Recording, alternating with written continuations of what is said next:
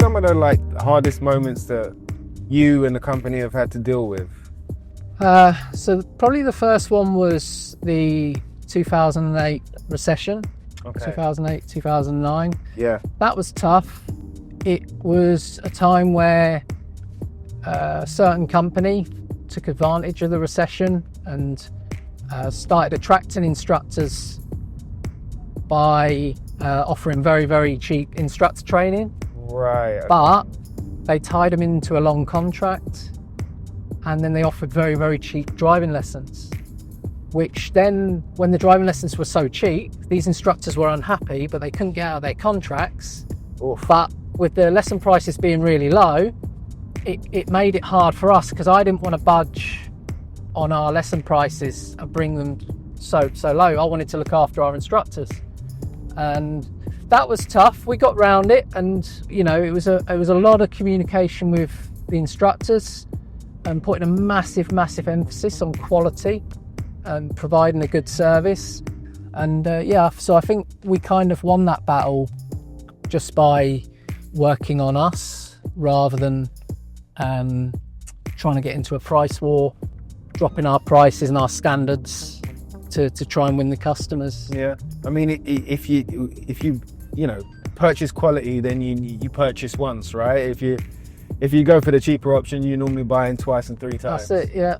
So that was a tough time. Another tough time was obviously COVID. Oh, of course. What did you do during that time? Was you still running lessons? So I was on holiday when Donald Trump stopped all the flights going into the US. Oh, yes. And so when he stopped flights going into the US, the whole world went into panic mode. Yeah. And then not long after, our Prime Minister announced the lockdowns. So we'd only been on our holiday that was pre-booked like 2 days. And the instructors were calling us, worried, scared, didn't know what to do. So I had to get the next flight home. I bought the holiday.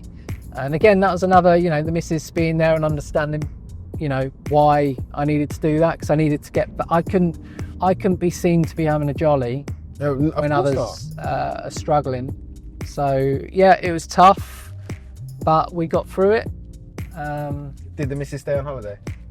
No, she didn't. I thought she would have went, go on then, babe, you get home. I don't need to get home, all right? I'm going to enjoy the sunshine and then the cocktails. I guess she was probably tempted, but the hotel, to be honest with you, started closing things down a little bit. So it got a bit grim. But yeah, I mean, even if the hotel was open and, doing all the nice things, she would have come back with us and supported us. So how have you managed your kind of work-home life? And, how has that balance been? Has the family suffered? Have you suffered through kind of putting a business first, like you're saying about this holiday? That's going to, however understanding the missus is, that's going to take a strain on the relationship, and it was a strain on the business all at the same time. So how do you balance that?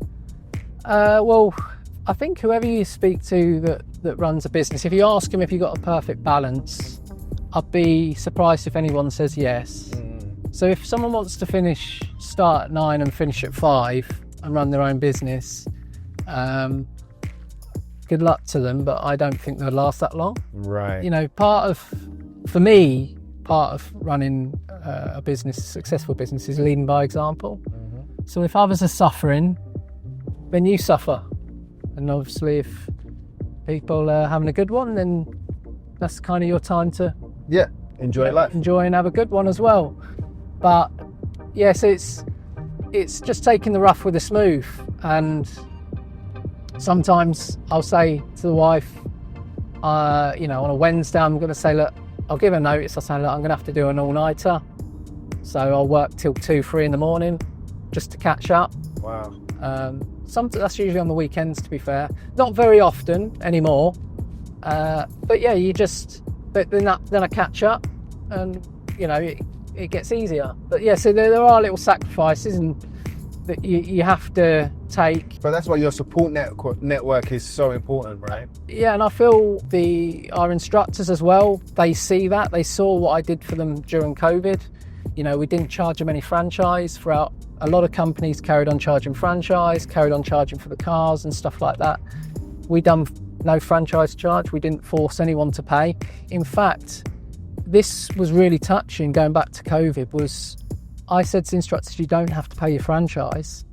And I'm just going to say probably at least 150 instructors wanted to carry on paying for like 4, 5, 6 weeks longer than they needed to, just to support the company. Wow. Some of them carried on paying throughout.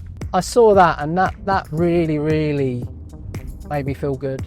Like the amount of instructors that were sending us messages, because it is personal at Drive Johnson's. They saw all I was really on top of with the communication and the help throughout COVID.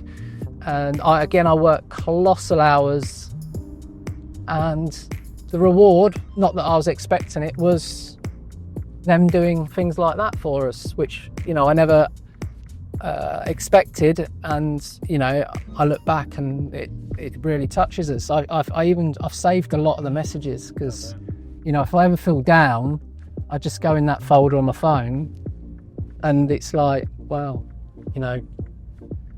it's nice.